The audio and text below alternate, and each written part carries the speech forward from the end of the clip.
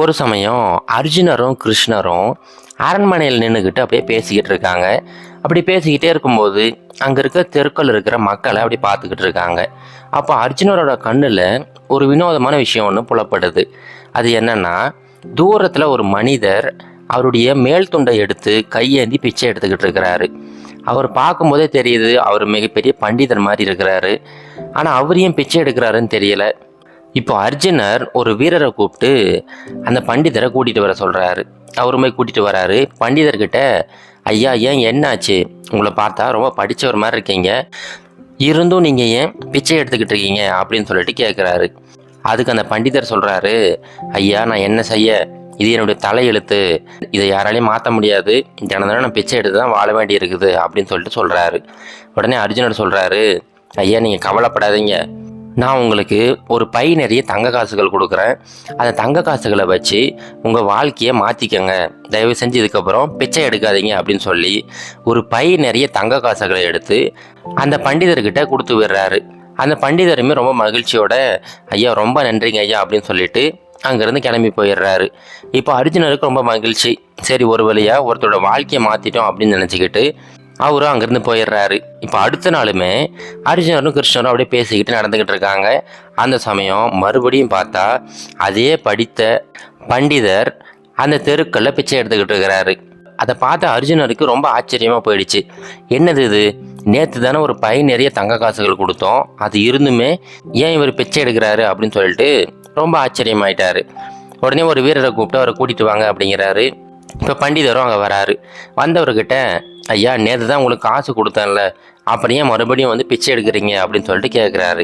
அதுக்கு அந்த பண்டிதர் சொல்கிறாரு, ஐயா நீங்கள் நல்ல நோக்கத்தோடு தான் என்கிட்ட அந்த காசை கொடுத்தீங்க, ஆனால் என்னுடைய வீடு இந்த காட்டுக்கு அந்த பக்கம் இருக்குது, இந்த காட்டு வழியாக தான் நான் போய் ஆகணும், நேற்று சாயங்காலம் ரொம்ப நேரம் ஆயிடுச்சு, ரொம்ப இருட்டாக இருந்துச்சு, அந்த காட்டு வழியாக நான் நடந்து போய்கிட்டு இருக்கும்போது திடீர்னு ஒரு திருடன் வந்து கத்தியை காட்டி என்கிட்ட இருந்த அந்த காசு எல்லாத்தையும் பிடிங்கிட்டு போயிட்டான், அதாங்க ஐயா வேறு வழியே இல்லாமல் மறுபடியும் பிச்சை எடுக்க வந்துட்டேன் அப்படின்னு சொல்லிட்டு அந்த பண்டிதர் சொல்கிறாரு.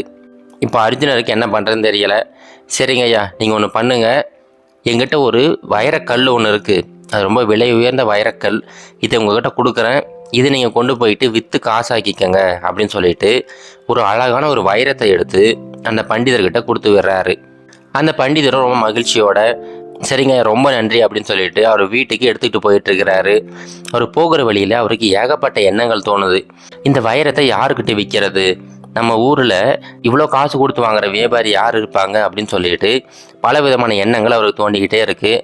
அந்த காசை வச்சு என்னென்னலாம் பண்ணலாம், நம்ம வீட்டை வந்து மாற்றி கட்டிடலாம், நமக்கு தேவையான விஷயங்கள்லாம் வாங்கிக்கலாம் அப்படின்னு சொல்லிட்டு போகும்போதே ஒரு கணக்கு போட்டுக்கிட்டு அப்படியே நடந்து போய்கிட்டே இருக்கிறாரு. இப்போது ரொம்ப சீக்கிரமாகவே கிளம்பிட்டாரு. ஏன்னா நேற்று தான் வந்து இருட்டில் போகும்போது அந்த திருடன் வந்து திருடிட்டு போயிட்டான், அதே மாதிரி நடக்கக்கூடாது அப்படிங்கிறதுக்காக இந்த முறை வெளிச்சமாக இருக்கும்போதே வீட்டுக்கு போயிட்டாரு. வீட்டுக்கு போனவர் ரொம்ப அசதியாக இருக்குது அப்படின்னு சொல்லிட்டு அந்த வைரத்தை எங்கேயாவது வைக்கணும் அப்படின்னு சொல்லிட்டு இடம் தேடுறாரு. அவர் வீட்டில் இந்த மாதிரி பூட்டி வைக்கிற மாதிரி எந்த ஒரு பொருளுமே இல்லை, எந்த ஒரு பெட்டியுமே இல்லை. சரின்னு சொல்லிட்டு ஒரு பழைய பானை ஒன்று இருக்குது, அந்த பானையில் போட்டு அப்படியே பறன் மேலே வச்சிடுறாரு. ரொம்ப அசந்து தூங்கிட்டாரு.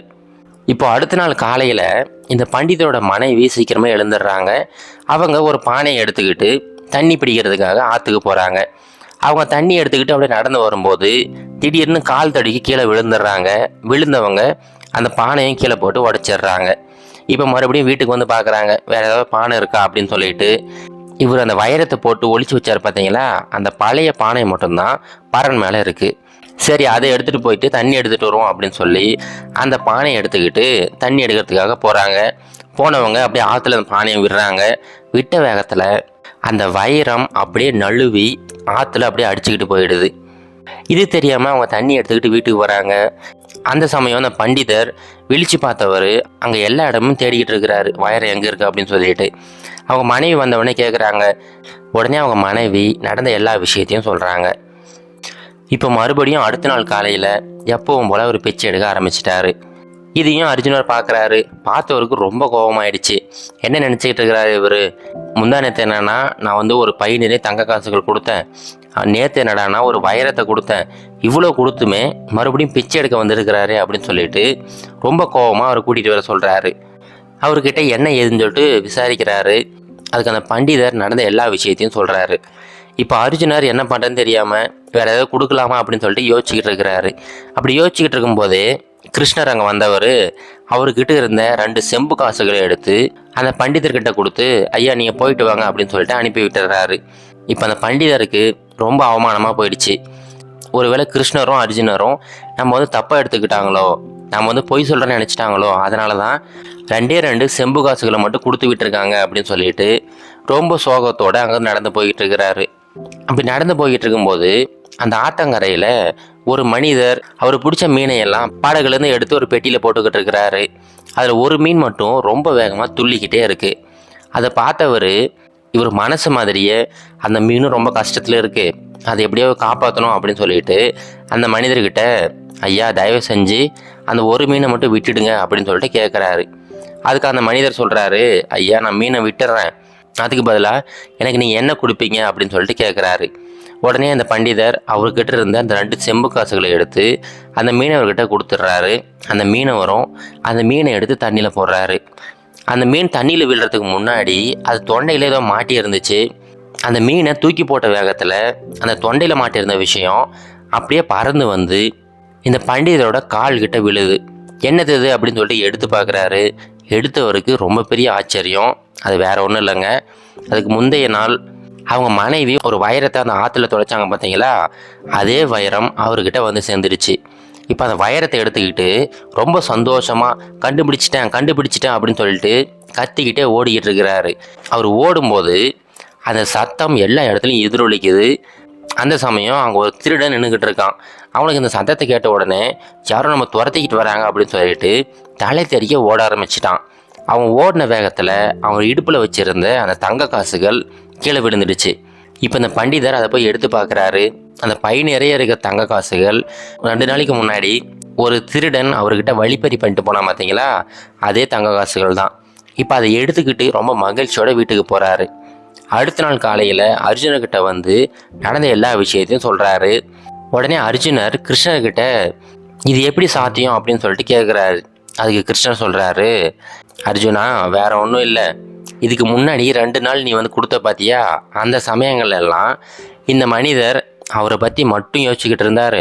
ஆனால் நேற்று நான் கொடுத்தேன் பார்த்தியா அந்த 2 செம்பு காசுகள், அந்த சமயம் அவர் அந்த காசுகளை வேற ஒரு உயிரை காப்பாற்றுறதுக்காக பயன்படுத்தியிருக்கிறாரு. இது போல தான் எந்த ஒரு மனிதர் அவருடைய சுயநலம் மட்டும் இல்லாமல் மற்றவங்களோட நலனை கருதி ஒரு சின்ன உதவி செய்கிறாரோ அவருக்கு அந்த உதவி பல மடங்கள் வந்து சேரும் அப்படின்னு சொல்லிட்டு சொல்கிறாரு. இப்போது அந்த கதையில் வந்தது போல தாங்க நாமுமே எப்போ நம்முடைய சுயநலத்தை தாண்டி மற்றவங்களோட நலனை கருதி ஒரு சின்ன உதவி செஞ்சால் கூட அது நமக்கு பல மடங்காக திரும்பி வரும். இது கரேஜ் டு ஆக்ட் மோட்டிவேஷன் கதைகள்.